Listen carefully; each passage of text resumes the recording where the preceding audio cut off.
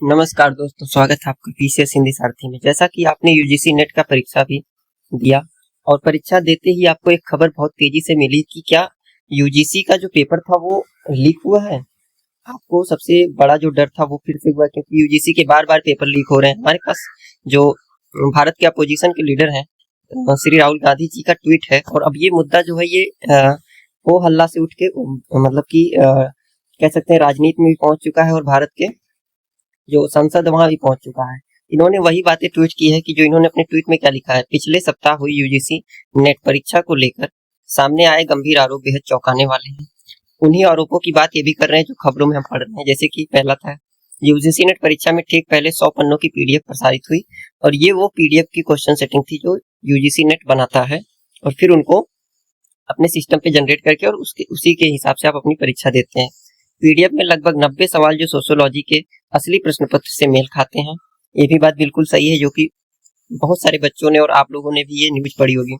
वहीं प्रश्न पत्र करीब 2.5 लाख रुपए यानी कि 2,25,000 से लेकर 2.5 लाख रुपए उत्तर प्रदेश, बिहार, हरियाणा, दिल्ली, राजस्थान में बेचे जा रहे थे। और ऐसा खबर आप भी अगर परीक्षा हैं, आप परीक्षार्थी हैं और आपने अपने आसपास ऐसी खबर सुनी होगी कि जेआरएफ के लिए कुछ रकम तय कर की गई थी, और बहुत सारे तथाकथित लोगों ने ऐसी अफवाहों को सुना है, और ऐसी चीजें कहीं ना कहीं बहुत ज्यादा प्रसारित होने लगे तो आप समझ सकते हैं उसमें सच्चाई कितनी ज्यादा होगी।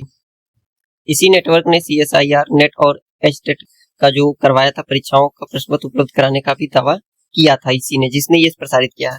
नीट और एनटीए में घोटाले के बाद ये इन्होंने कहा कि जो इनकी बातें हैं, तो हमारे जो काम की बातें हैं इसमें क्या है कि ये जो यूजीसी नेट का पेपर लीक हुआ ना, ये जो मुद्दा है ये बढ़ गया है। क्योंकि देखिए यूजीसी नेट के जो कट ऑफ है, इसमें कहीं ना कहीं जो कट ऑफ इतना ज्यादा भाग जा रहा है उसके पीछे कहीं ना कहीं आप देखेंगे तो ये जो नकल माफियाओं का ना जो पेपर का, देखिए हर बच्चा जो पढ़ने वाला बच्चा है वो 100 के अंदर में है। हमेशा जो पढ़ने वाला बच्चा है ना उसकी जो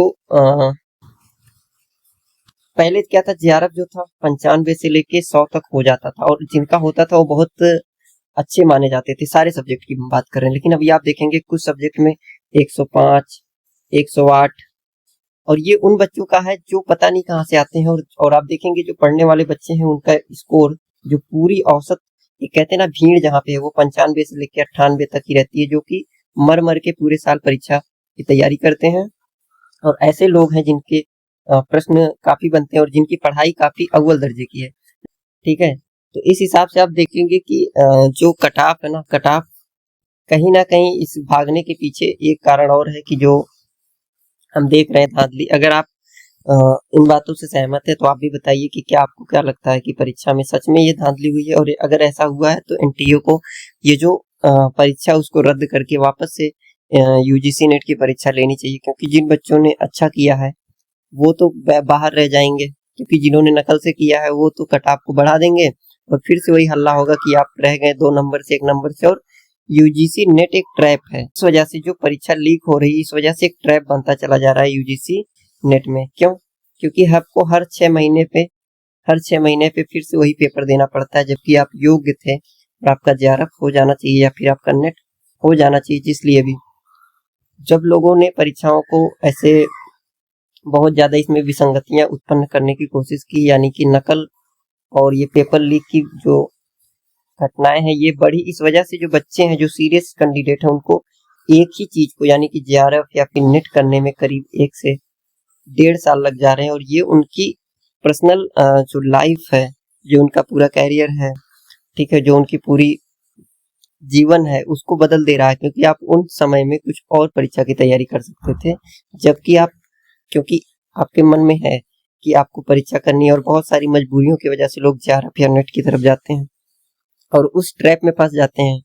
बेसिकली ये ट्रैप बनी इसी वजह से रहा है कि जिसकी वजह से, क्यों? क्योंकि इसके पीछे जो हमारे कट ऑफ ऊपर चले जाते हैं वो सबसे बड़े जिम्मेदार हैं।